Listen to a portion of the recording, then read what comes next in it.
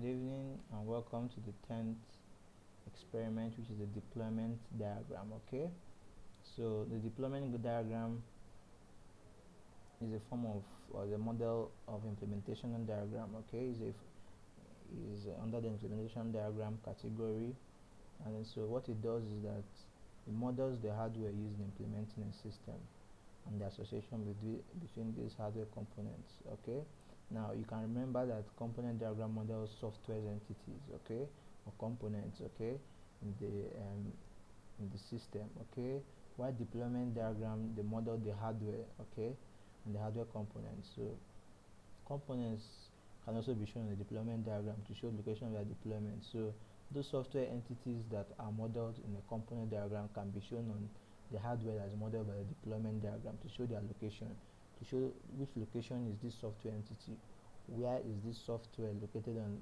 this hardware, or something like that. Okay, so deployment diagrams are used to document the physical architecture of the system, okay, and they can be used early on the design phase. So it has basic entities like component, node, and the association.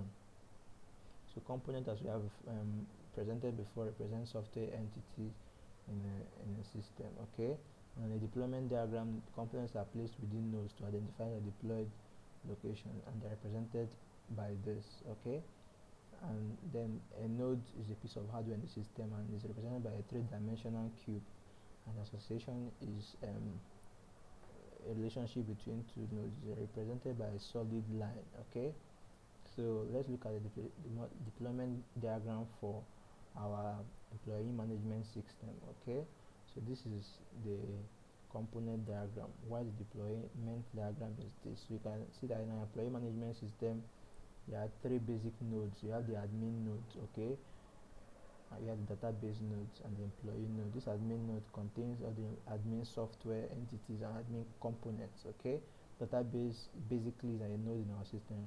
I have the employee node, okay. So these are the basic hardware components that you need in order to mastermind or to create an employee management system.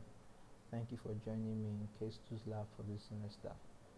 I'm Sir Chukwuka Chukwacha. Peace.